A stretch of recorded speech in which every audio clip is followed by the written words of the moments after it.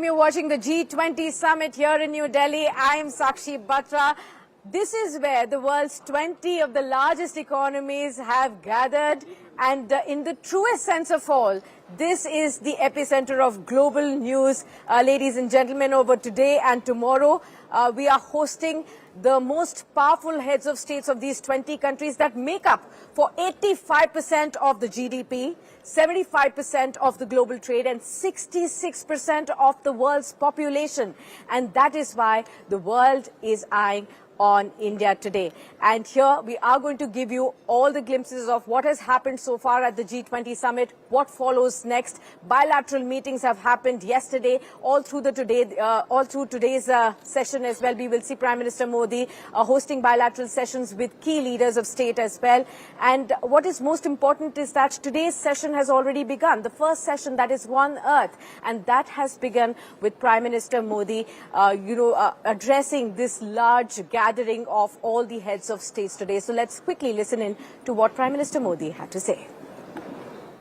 सबका साथ की भावना से ही भारत ने प्रस्ताव रखा था कि अफ्रीकन यूनियन को G20 की स्थायी सदस्यता दी जाए। मेरा विश्वास है कि इस प्रस्ताव पर हम सबकी सहमति है।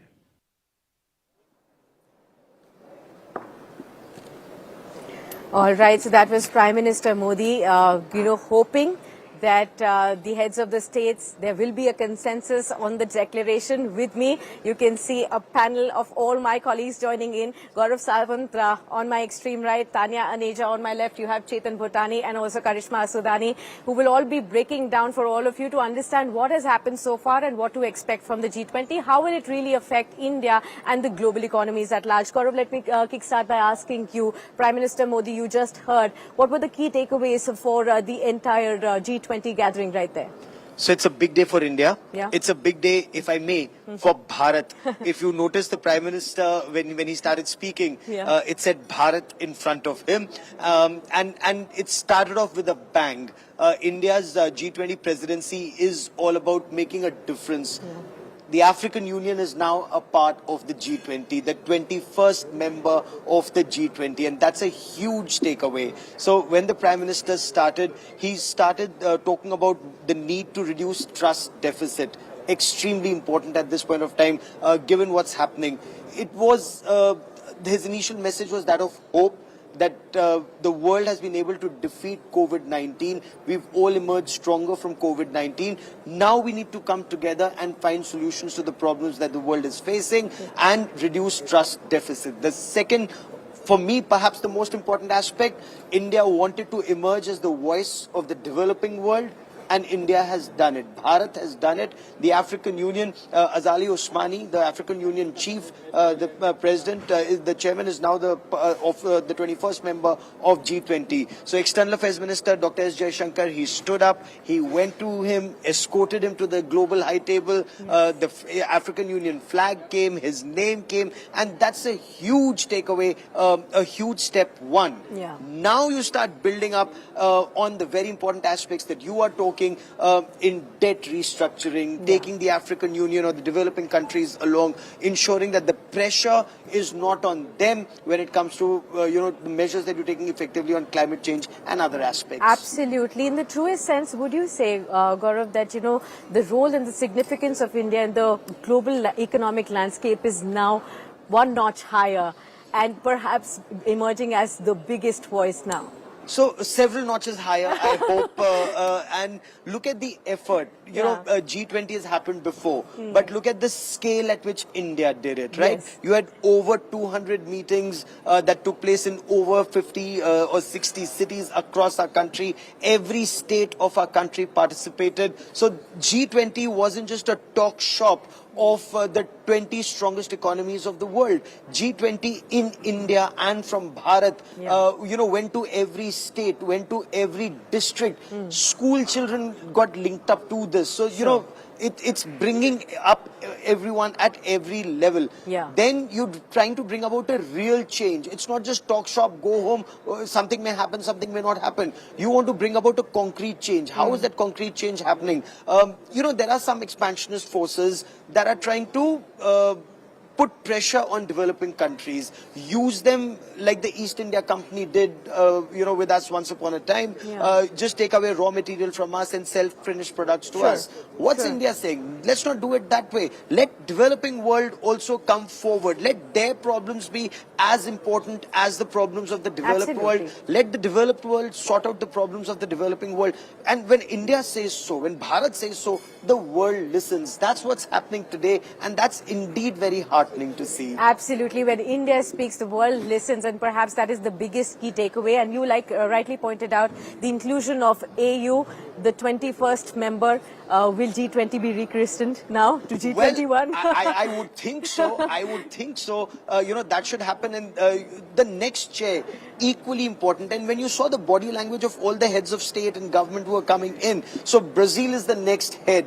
Yeah. The warmth between India and Brazil was there for all to see. Between Prime Minister Narendra Modi, and President Lula, it was there for all to see. Similarly, the bond between India and Italy, or India and England. Yeah. India and Saudi Arabia. The Crown Prince Mohammed bin Salman is here, and he'll be on a state visit immediately after this. As soon as G20 is over, the state visit starts.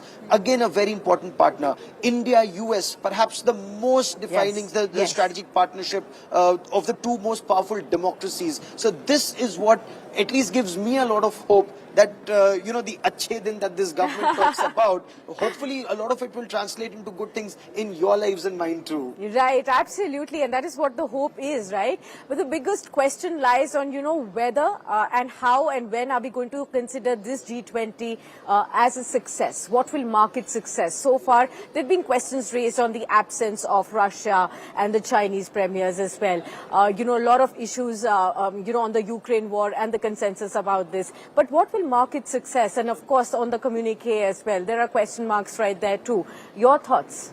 So this is a very tricky issue. Yeah. The world's been grappling with perhaps the biggest crisis of our lifetimes, right? When you're talking about emerging from COVID-19 and then dealing with this Russia-Ukraine conflict, a conflict that's actually sharply divided the world. But is this the best platform to address this, or is the security aspect to be dealt with at the United Nations Security Council? And the business aspect or the economy aspect that all of you are experts in, that aspect, whether you're talking about food, fuel and fertilizer. These three issues, were discussed very extensively yesterday, that because of food, fuel and fertilizer, the entire world is getting impacted. So that is why you need to discuss it here. These heads of state, the discussion that they're having now between 10 a.m. and 1:30 and then again from 3 to 5:30 p.m. That's where they need to find a solution. If they can, great. If they can't, they need to keep working at it. But India's success doesn't depend on a piece of paper. Sure. India's success actually depends on action on ground to improve lives of people, not just in our country, but the developing world. Absolutely. Point taken very well. Thank you so much, Gaurav, for that. And right now, we've just been seeing how Prime Minister Modi has been doing these bilateral meetings with US President Joe Biden. He also met Prime Minister of Bangladesh, Sheikh Hasina, yesterday. And of course, a whole host of other heads of states are lined up for a bilateral meeting today as well. Let's listen into and let's see this report to find out what exactly is lined up for you today.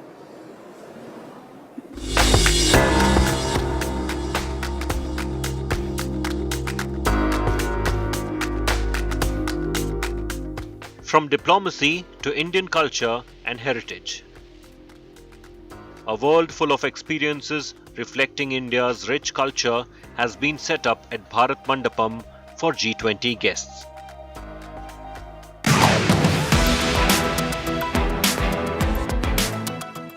Stepping down for his first visit to India as US President,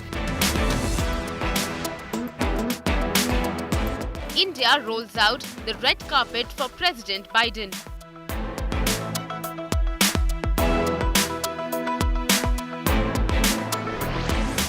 The host and the guest representing two of the world's greatest democracies and economies, get down to business right away.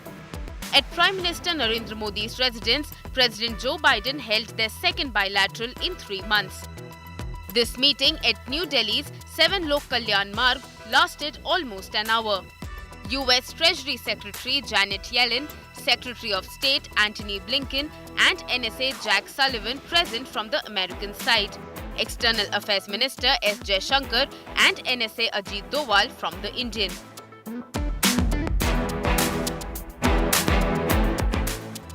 A meeting promising substantive progress in what it acknowledged as the groundbreaking achievements of Prime Minister Modi's historic visit to Washington in June.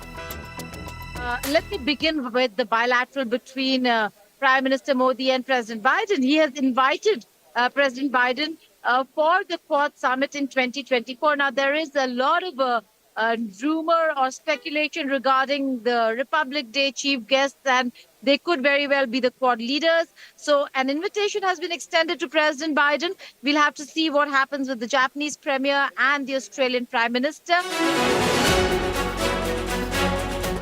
The leaders welcomed commencement of negotiations for a commercial agreement between GE Aerospace and Hindustan Aeronautics Limited to manufacture jet engines in India. According to a joint statement, Prime Minister Modi and President Biden also reaffirmed their support for building resilient global semiconductor supply chains. The two sides noted US-based semiconductor company Microchip Technologies' $300 million investment plan to expand its operations in India, and similar moves from industry players Micron, Applied Materials and Lam Research. A first step towards deepening public-private cooperation between vendors and operators, a vision of secure and trusted telecommunications. Prime Minister Modi and President Biden welcomed the signing of a memorandum of understanding between Bharat's 6G Alliance, India's mission to drive collaboration in next-gen wireless technology, and America's Next-G Alliance. They welcomed efforts to build open, accessible, secure and resilient ecosystems and value chains, especially in areas of critical and emerging technology. When Prime Minister Modi went to the US, to Washington, D.C. in June, that so much space could be covered, and particularly in the area of technology, the emerging technologies, critical technologies, etc. And we have seen how in the past, GE 414 engines, we have semiconductor chips. India and the United States reviewed with satisfaction intensified consultations to expand their collaboration in nuclear energy. Talks also held on enhancing India's capabilities in state-of-the-art drone technology. President Biden reaffirmed his support for a reformed UN Security Council with India as a permanent member. He welcomed India's candidature for the UNSC non-permanent seat in 2028 and 29. A boost to India's standing in global technology, geopolitics and economy in the midst of a changing global landscape.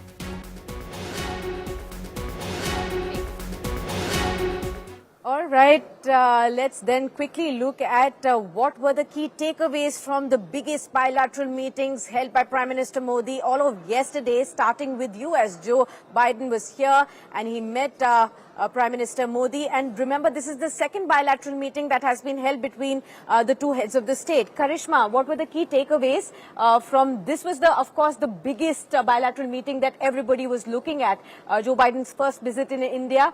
And what was on the agenda? What was discussed? The key takeaways? Right. Well, Sakshi, it's been a visual appeal. Yeah. Last night, watching President Biden get into his car and get down directly at Prime Minister Modi's house in New Delhi.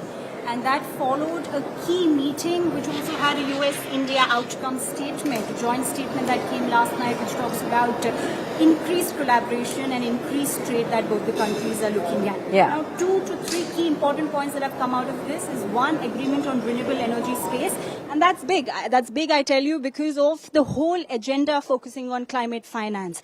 Let's not forget, first time the G20 presidency is talking about climate change as one of its key elements on the agenda. You see, the last 17 meetings that have been held, this was considered to be as more of an extra, but this time, as you also heard the UN Secretary General talk early this morning with the journalists, he did mention that how climate finance has been accelerated, which kind of holds the whole gamut.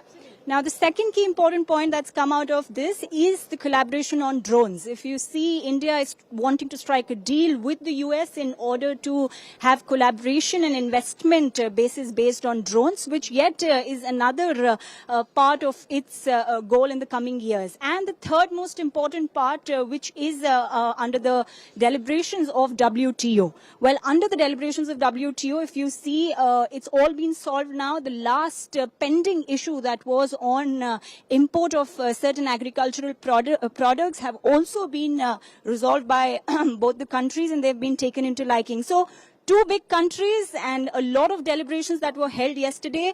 And if you see from a broader picture, what also Gaurav was also talking about, we are here talking about inclusion. What PM Modi did talk about is decision, inclusion and ambition.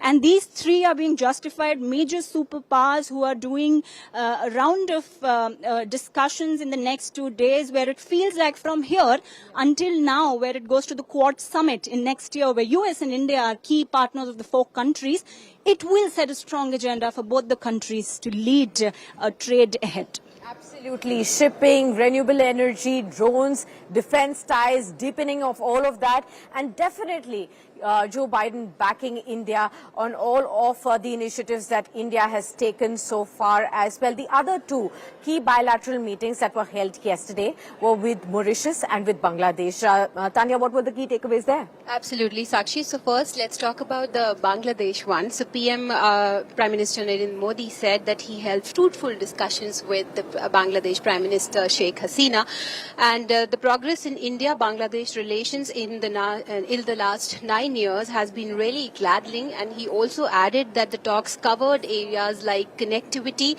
commercial linkage and more. Now the 2 countries, they have also signed 3 MOUs, including one on cooperation in digital payment mechanisms, another MOU that will be focusing on the renewal of the cultural exchange program between India and Bangladesh for 2023 and 2025, and the third MOU was signed between the Indian Council of Agriculture Research and the Bangladesh Agricultural Research Council, that is BARC. And now let's talk about the Mauritius one. So Prime Minister Modi said that this is a special year for India and Mauritius relations as they mark 75 years of diplomatic ties between the nations.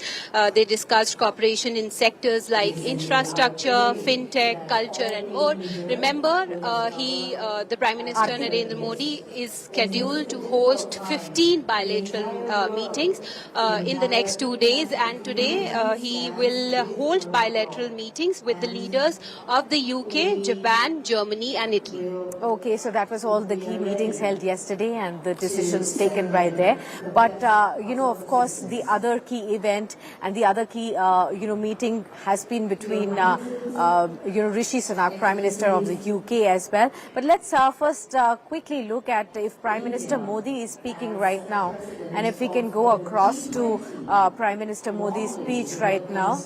There is, I think there is a live relay right now of Prime Minister Modi. Okay, we'll come back to that, but in the meanwhile, Chetan.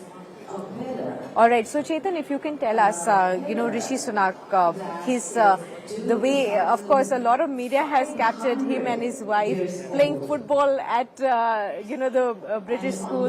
And we've also seen him strolling across Delhi streets. It was a sight to watch yesterday, flashing across all newspapers today as well. Rishi Sunak has a different appeal to the Indians as well, him being the first Indian Prime Minister in the UK. Tell me, what has been on his top of the mind this time around when he's coming for G20? What do we expect? Sakshi, Indians are very excited to have Rishi Sunak over. It's like, a ghar vapsi of a big dignitary in India. So, clearly, Rishi Sunak has in fact made it very clear that he has his own agenda for the G20. But he would also be speaking to other issues. But yes, that's what Gaurav Sawant was exactly saying. Is there a need to, put out such issues at the forum of a G20 and not a United Nations Security Council? So clearly, a semiconductor shortage is one where Russia-Ukraine war when took out. It was actually, a great loss for the UK as well and for the global economy. We saw about 3.5 million car units being affected, aerospace, civil, and all of the auto-related companies getting troubled with this fact. In fact, Rishi Sunak will also point out on the free trade agreement. Migration, in fact, remains the key issue that will be discussed. Visa issues would be discussed. Also, if you remember, a century back, India used to be, one of the largest exporters of the wheat to UK, but now in 2019, the tables have turned. India is now the second largest FDI investor into UK companies. Towards my last point, Sakshi, what's very important to note is the fact that India would be seeking tax breaks for the IT sector. Remember, we've been talking about the markets also in India and how the IT sector has been impacted over such policies. So clearly, in times to come, India would be putting its point ahead with the UK counterparts. But yes, a clear-cut meeting with the Prime Minister and Rishi Sunak will lead to a lot of issues solving out. And yes, it would lead to a lot of, free trade agreements being sorted out. So that's what 2 to 3 agenda items would be there to watch out for. And Chetan, since you cover auto industry so extensively, I think one of the biggest concerns that's emerged beyond COVID is the availability of semiconductors. The world suddenly got to know that it was only dependent on one source for the supply of their semiconductors. India has now taken one step forward. They want to create India as the largest manufacturing hub of semiconductors. What kind of partnership can exist between the UK and India on that front? What can we expect now? Sakshi, you're absolutely right. In fact, when the semiconductor shortage broke out due to the Russia-Ukraine war, we saw how the Indian auto industry especially scrambled. And we still have about 5 to 6 lakh on an average cars waiting for auto OEMs, and people are still waiting for their cars.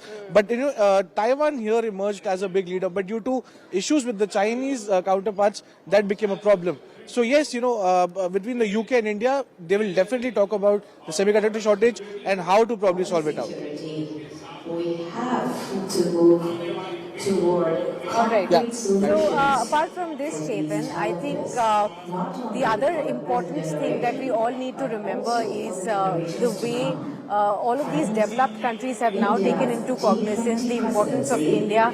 All of yesterday, Amitabh Kant, G20 Sherpa, talked about how India has now emerged as the voice of the global south. How Gaurav Sawant also was pointing out that India's significance has gone up many notches higher now. The way India has taken initiative on the AU as well will go down in the history of G20s as well as one of the significant factors that India has taken in on that as well. So I want to understand from you, Karishma, the other key very important point is on the financing aspect as well. Tell us, what do we expect on that? Right, Sakshi, honestly, the whole agenda is driven by the fact if there's going to be consensus on the MDBs, if there's going to be consensus on DPI, if there's going to be consensus on debt vulnerability. Now, let's not forget, China was not supporting the debt vulnerability factor until the 9 meetings, but now it's come to this point where it wants to be included in it. But in terms of a climate resilience package, we still need to know if there is consensus.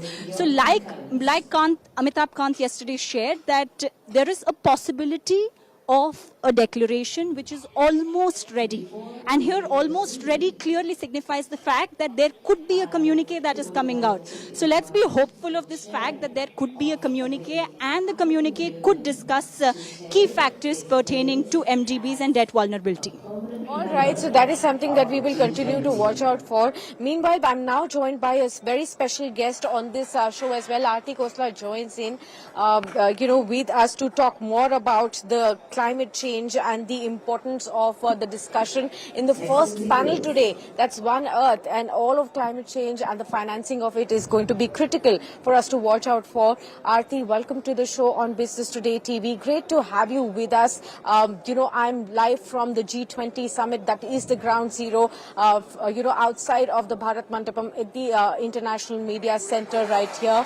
And we are seeing constantly visuals from inside the Bharat Mandapam, where Prime Minister Modi is greeting all the heads of the state, and looks like we're not able to get the audio very, very clearly right here, but of course consensus seems to be emerging on a whole host of issues as well. But on climate change, help us understand what are the key things that you believe are important for all the heads of the states to consider and to give their consensus on. Right, and as you have seen, the way climate issues got interlinked with energy security issues, as well as with debt issues, and with the issue of essentially bringing in more resources to World Bank, the multilateral development banks, it's quite clear that extreme weather events and climate have become pretty central in the conversations. And the Ukraine-Russia issue also exposed that the climate discussion is no longer about just the weather and environment. It's about securing energy supply chain. It's about critical minerals. It's really about how growth and development will happen where it will happen the most, which is a lot of the G20 countries. And I suppose those are a lot of those issues on how climate discussions lead to how much expansion of clean energy, clean transport initiatives will take place in a lot of the emerging economy countries across the world, and which is why all of this becomes even a very big geopolitical issue from what we have been hearing and how we saw in the meetings that were happening in the lead up to the leaders summit today. There were very heated discussions on how to include the aspect of fossil fuels, that is coal, oil and gas, phasing down. It impacts a lot of countries whose economies are built on exporting oil, for instance, Saudi and others. But I suppose the way the Indian government is ensuring that there is all voices heard, we hope that by the end of the Leaders Summit, there will be some kind of consensus that will appear on how even to discuss the climate issues at gatherings like these, which are premier gatherings to talk about the world's economic reforms, but at least climate sits as one of the important determinants of policy making globally today. Absolutely. Aarti, now I want to understand from you, I remember Prime Minister Modi talking about how the developed countries are still not, fulfilling the promise regarding to the financing of the climate change initiatives that are being taken. About $100 billion were promised, and, nothing's really substantial has happened on that front as well. Do you think there could be, further steps ahead taken after the G20 meet today and after the discussions today? Certainly, at least that's what seems to be the sentiment, and the high-level group which submitted its reports on how best to include more resources, how to bring the reforms into the World Bank and the multilateral development banks, how to make sure that when vulnerable countries have to pay the loans, then there is faster debt resolution, are all things which are going to take the discussions at least a little bit further on where we are in the world today on how to tackle the whole issue of bringing in more resources into tackling climate change. That itself, if it is done at this summit, is going to be a big diplomatic win, given the kind of geopolitical tensions that we are in, and the way the Russia-Ukraine issue holds out any kind of clarity and consensus. But I hope if there were that agreement on what is to be done in the world to make sure that more resources are made available. There is debt relief that can be provided to when it is necessary for countries that are most vulnerable. How can we make sure that technologies like solar and wind are de-risked in places where they will be set up in the world? How the cost of capital of setting up of these kind of technologies is reduced are all discussions that are pretty alive in the G20 conversations. And I hope at the leaders' declaration tomorrow, if there is more to be said on how to bring in more capital, how to nudge the multilateral banks, which are the first place where the capital will come from.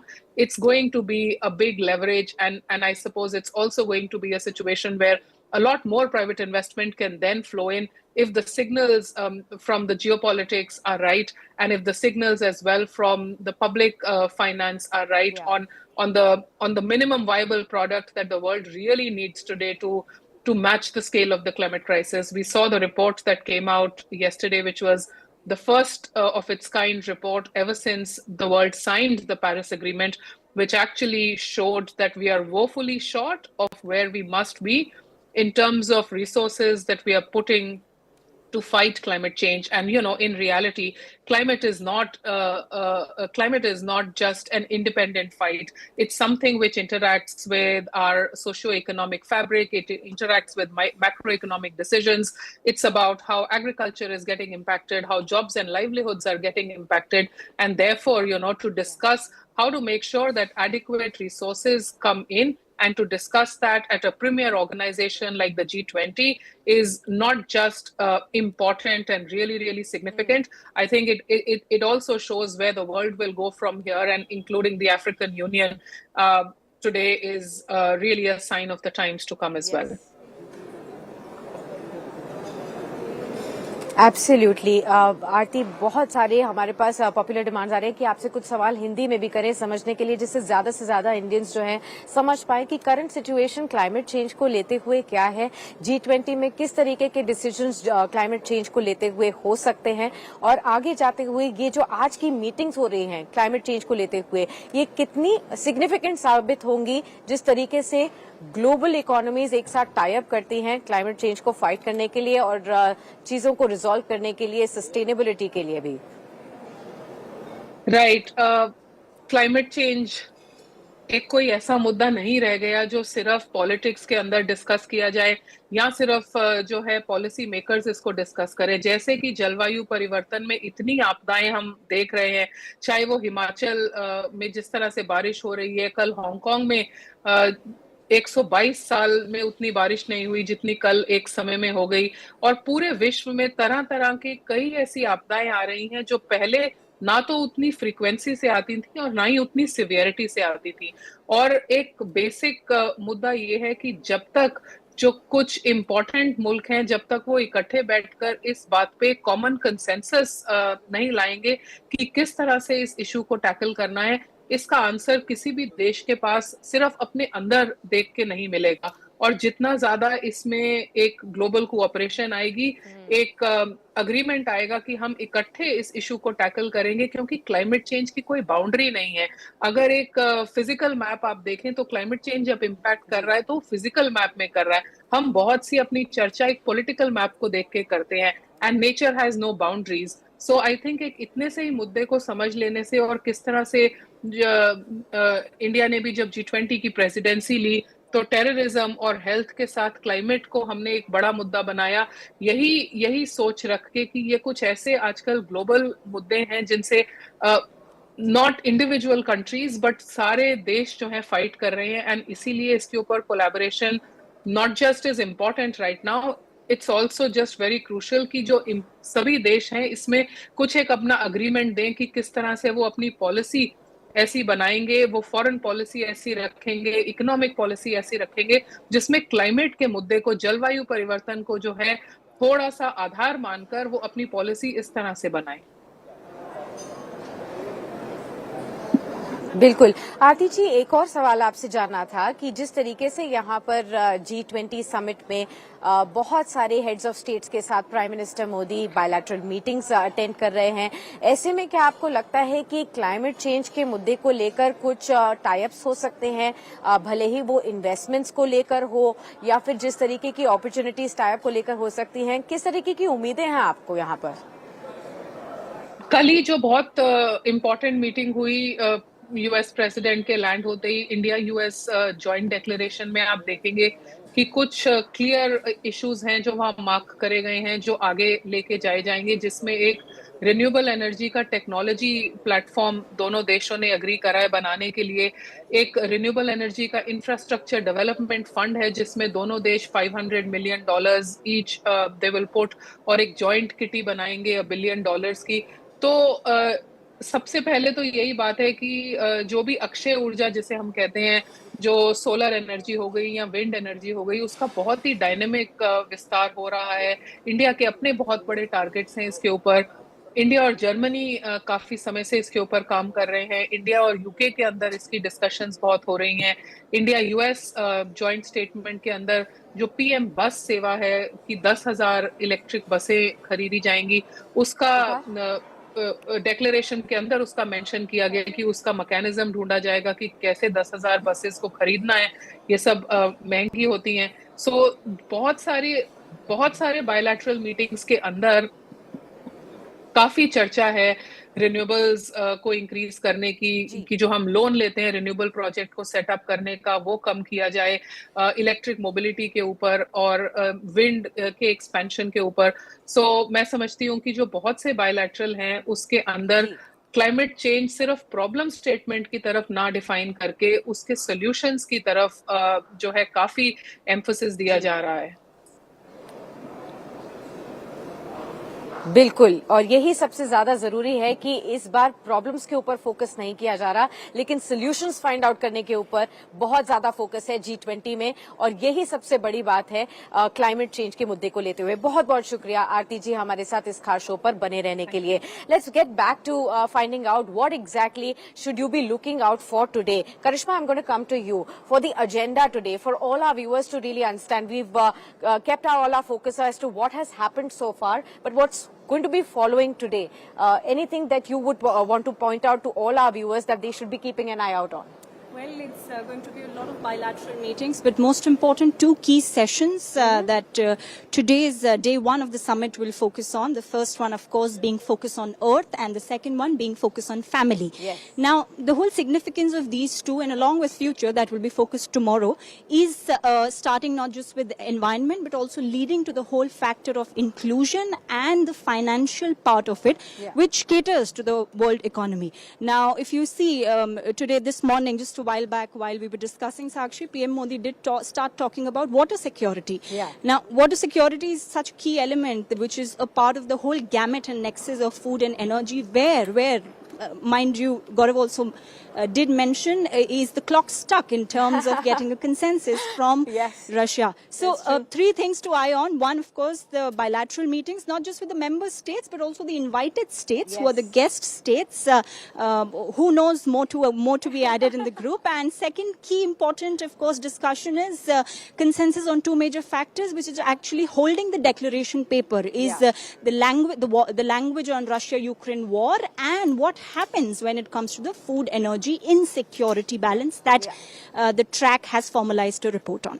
Absolutely. Well, many thanks then Karishma, Chetan and Tanya for being with us on the show and discussing for all our viewers what exactly is this G20 summit all about, what do we expect today, and a lot to follow. We'll keep getting you all the live action as and when it happens, to get you updated with why should you be watching this space today, because the world is only eyeing India today and Bharat as well, just like how we pointed out. So do stay tuned on to Bttv as we continue to get you all the live action from most of the experts who are looking very, very intensely and discreetly at everything that is being spoken and said and written from this G20 summit. Many thanks for being with us on this edition.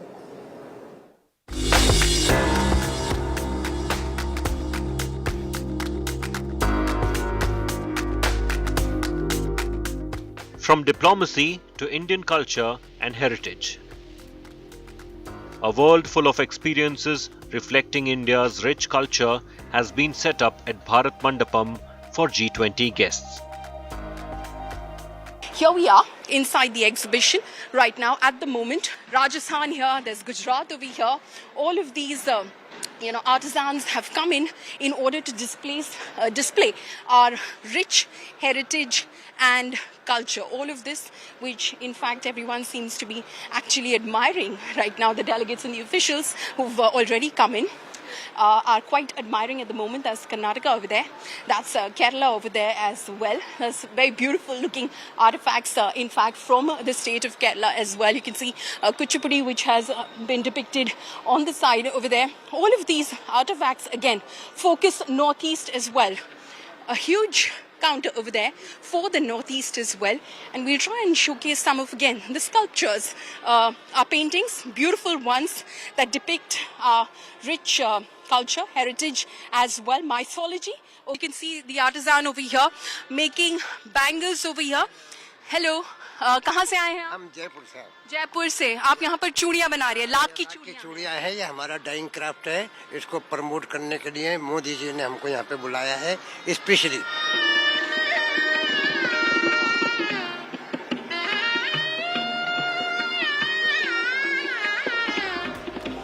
The cultural corridor of Bharat Mandapam is a showcase of art in every form.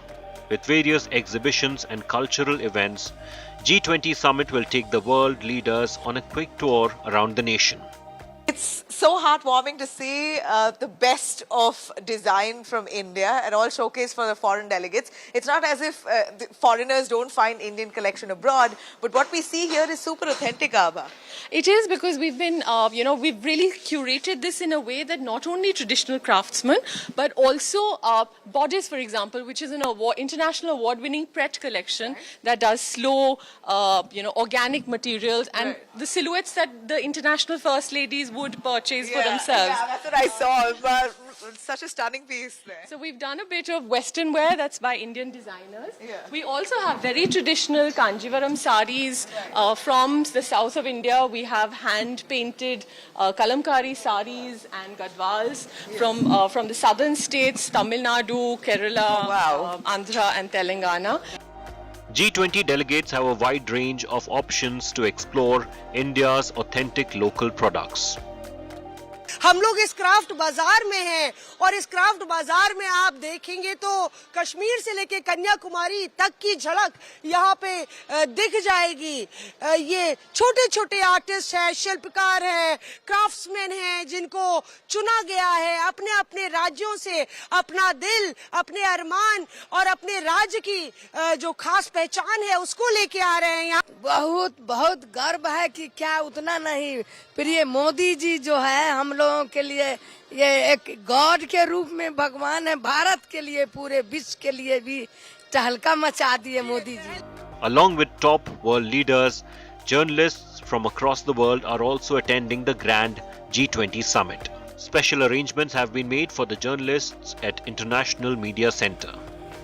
अभी जो भारत मंडपम जहां हम जा रहे हैं, हम न केवल वहां पर पूरे देश की एक झलक को कुछ हॉल्स में देखेंगे, बल्कि यहाँ दो चीजें हैं। जैसा आपने बिल्कुल सही कहा, भारत की संस्कृति, भारत की विरासत, भारत के अलग अलग राज्यों में क्या है, भारत की कला हम देखेंगे, लेकिन उससे जो ज्यादा महत्वपूर्ण है, टेक्नोलॉजी में भारत ने जो प्रगति की है, वो टेक्नोलॉजी जो विश्व अब अपनाना चाहती है। The grand summit comes with loads of yum too. Western, Indian, fusions, mini bites and star of the plate, millet delicacies are prepared to amuse the taste buds. What's to eat? I mean, how is it decided what will be served at that gala dinner? Bring in a little bit of millets. This is the International Year of Millets. Correct. So the millets will be presented in the menu in some form. Some introduction to street food. Oh, how interesting! Street food like? It could be, it could be chaat, it could be samosa. It depends on the chefs how they have come up with little bit of things which will be kept at different corners. for delegates and for media center, we have dedicated street corner food. I mean, we will certainly be picking up something from the east, something from the west, something from the north and south. So it depends on the chef's imaginative and creativity. India's G20 presidency is setting new standards for the world. With Nabila Jamal, Paulami Saha, Mausami Singh and Gaurav Sawant, Bureau Report.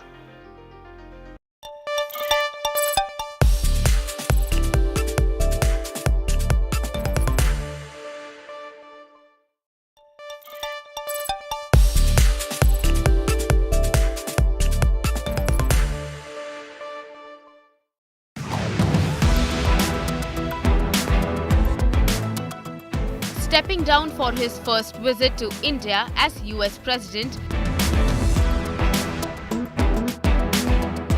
India rolls out the red carpet for President Biden.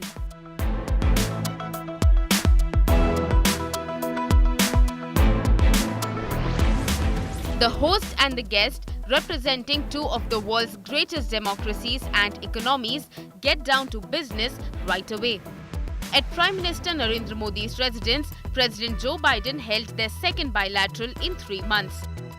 This meeting at New Delhi's 7 Lok Kalyan Marg lasted almost an hour.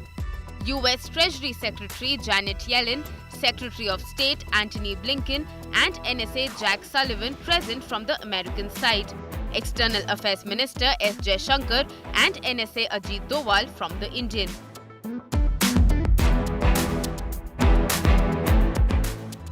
A meeting promising substantive progress in what it acknowledged as the groundbreaking achievements of Prime Minister Modi's historic visit to Washington in June.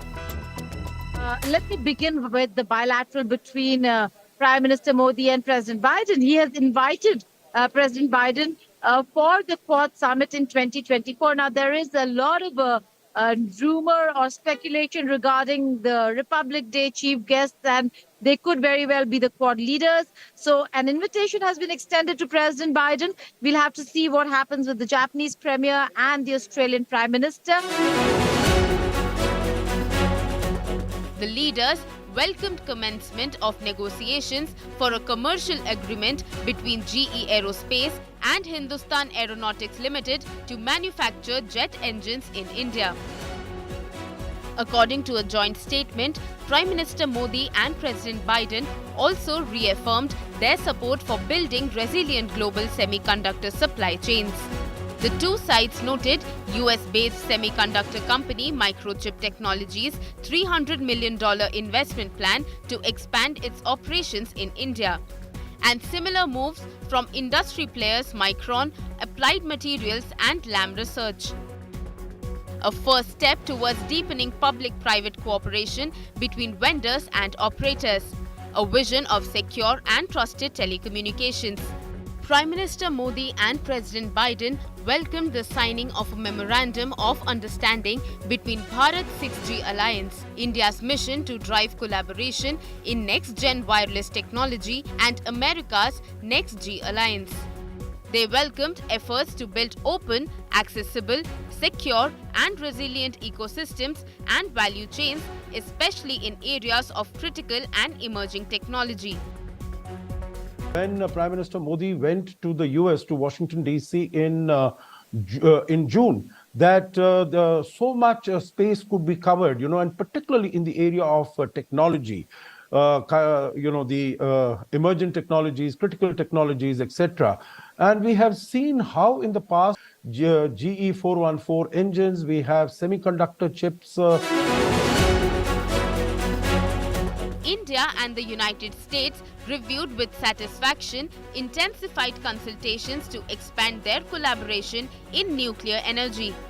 Talks also held on enhancing India's capabilities in state-of-the-art drone technology. President Biden reaffirmed his support for a reformed UN Security Council with India as a permanent member. He welcomed India's candidature for the UNSC non-permanent seat in 2028 and 29. A boost to India's standing in global technology, geopolitics and economy in the midst of a changing global landscape.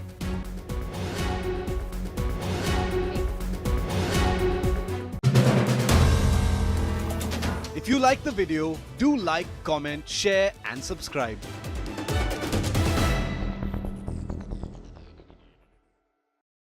Hello and welcome to Business Today Television. I am Sakshi and today I am at the Digital India Experience Zone and we have here Bhashini.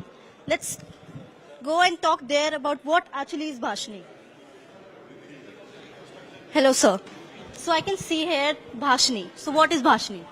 Bhashini is a language translation platform. It is powered by artificial intelligence where we are rendering translation services. The translation services are multifold. You are able to automatically recognize the speech. That means computer will recognize the speech and that is available in 12 languages today, 12 plus 2, 14 languages today. And then it translates text to text, that is, and it does it in 22 languages today, and then it is able to synthesize speech, that means text to speech synthesis, that is also available in 14 languages today. What we are also doing is that we are, doing optical character recognition. So all the translation related services is what Bhashini renders. It is a platform, AI-based platform, which it renders. Okay, so can you tell our viewers how this works actually? So we have demonstrated 2 use cases out here. One use case is about speech-to-speech translation. So as I speak in English, right, and you want to, for example, hear in Hindi, you don't understand English and you want to hear in Hindi. So we have a persona there and we have a persona here. So when you speak there, it will start getting translated here. So we'll just demonstrate a few lines to you. Welcome to Bhashini's talk. It's good to be here with you.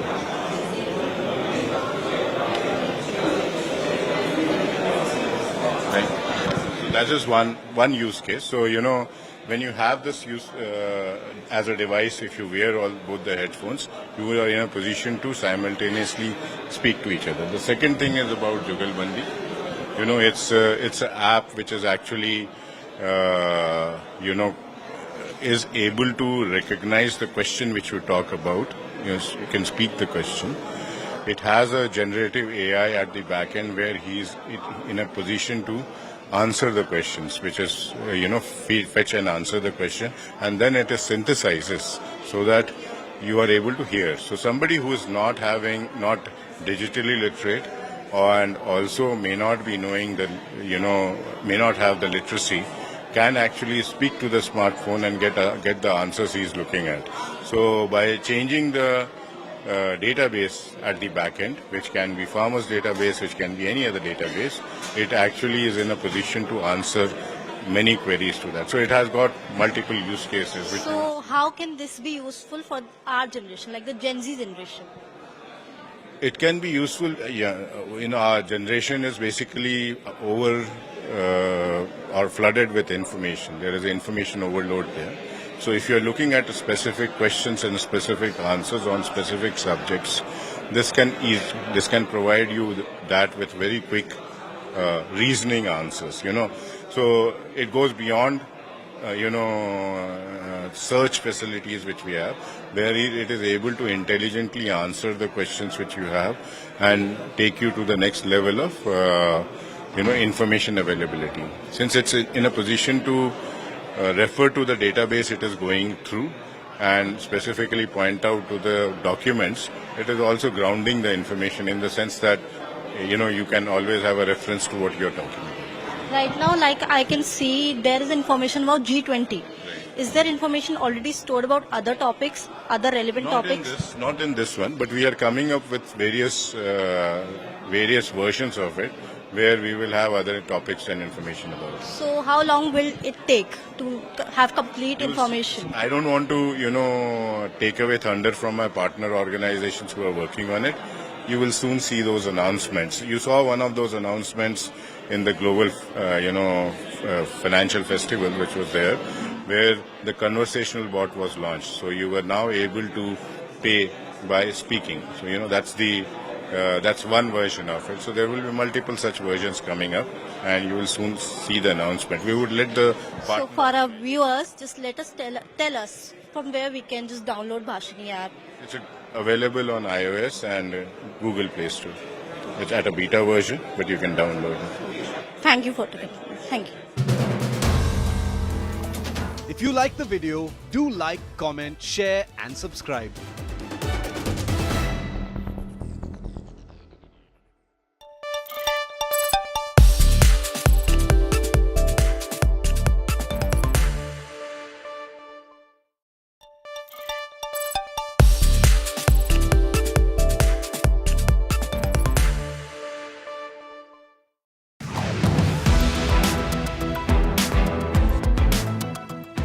Stepping down for his first visit to India as US President, India rolls out the red carpet for President Biden.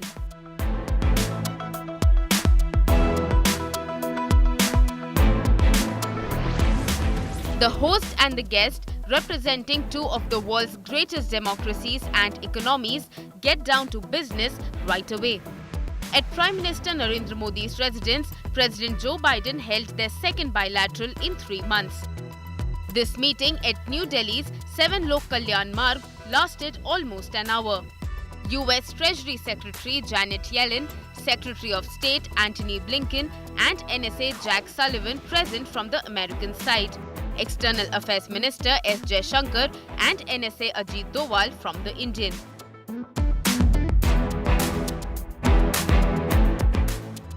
A meeting promising substantive progress in what it acknowledged as the groundbreaking achievements of Prime Minister Modi's historic visit to Washington in June. Let me begin with the bilateral between Prime Minister Modi and President Biden. He has invited President Biden for the Quad Summit in 2024. Now, there is a lot of rumor or speculation regarding the Republic Day chief guests, and they could very well be the Quad leaders. So an invitation has been extended to President Biden. We'll have to see what happens. Amazing ringside view of history that's just been created. Over to you, Gaurav. Shiv, thank you very much. And this is India's moment here at the G20. The African Union a part of the G20, and this is a major development. India constantly was pushing for this. India, remember, had the African Union leadership, the leadership summit. 125 leaders were here in the national capital in India, and the effort was to ensure that when you talk of development, the developing world is taken along the developed world, and that is where India was campaigning for the African Union to be a part of the G20. It took a lot of work, got everyone together, because in G20 every decision has to be by consensus, and all members, they may not agree on a lot of issues, but on this they did, and that's a major development, and we'll talk about this and its ramifications. But Shiv, there's a big story be breaking here on India today, and that is the rail port connectivity in Saudi Arabia, in the Gulf region, and India again has a big role to play in this Gulf rail port connectivity project. Now, the idea for this new initiative, it came up during talks that were held in the I2U2, United States, Israel, UAE and India. At least that's what sources are telling India today. And the rail port connectivity project is to be launched on the sidelines of the G20 summit. So India, Saudi Arabia, the United States, they will all be there. And I quickly want to cut across to India Today's Paulami Saha, breaking that big story first and exclusive here on India Today.